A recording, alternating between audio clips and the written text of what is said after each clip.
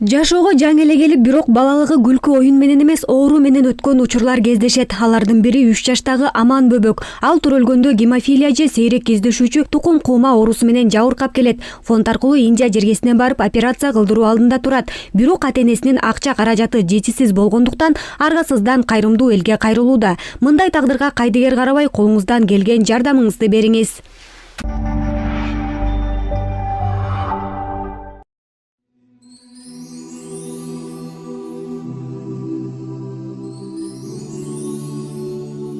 Assalamu alaikum, жалпы жаамат момун мусулман туугандар, кандайсыздар, жакшысыздарбы? Кыргыз элим, кыргыз калкым.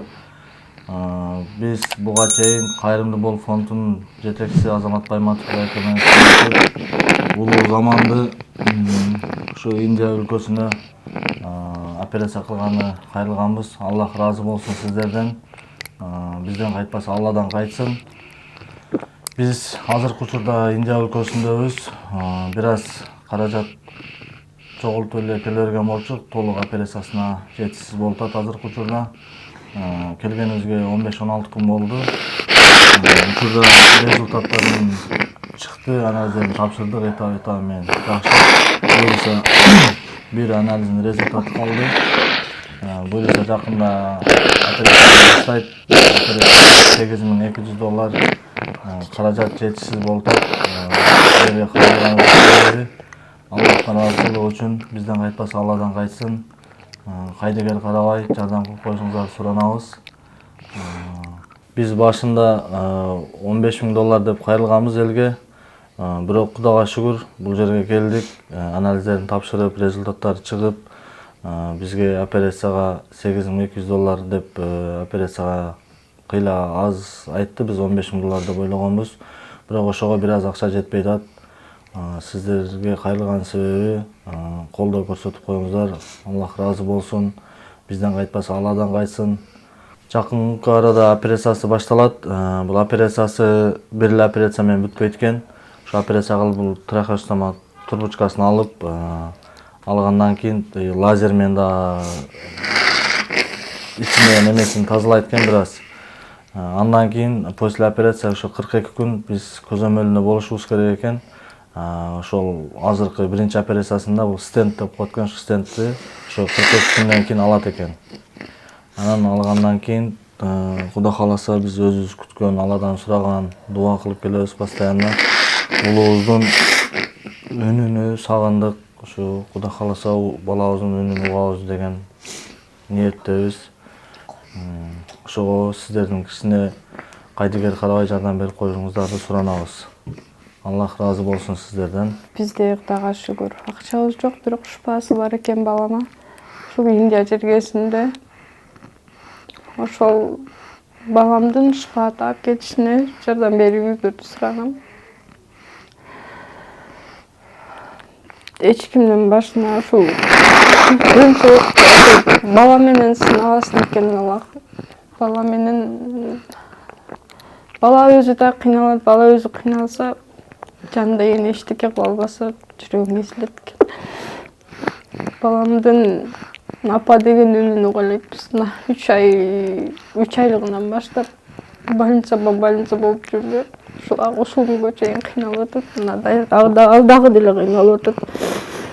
Операция күнүнө бир аз калды.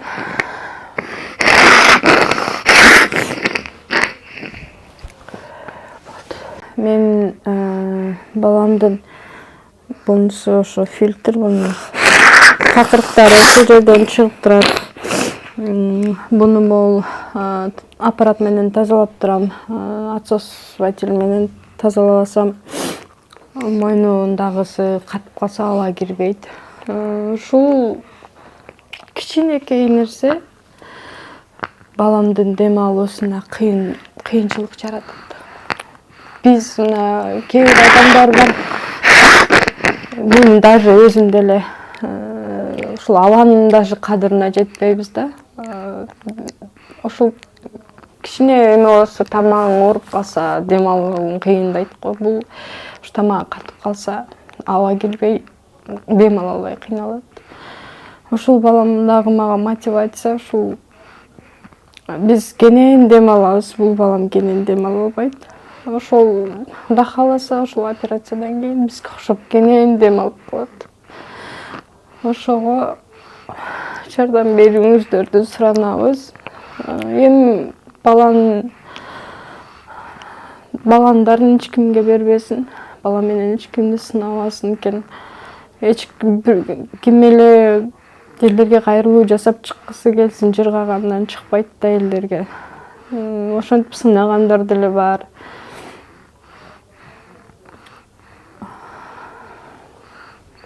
Бул Аман балам өз алдынча тамак жей албайт бизге окшоп, только смесь жейт, каприта деген сместен жейт.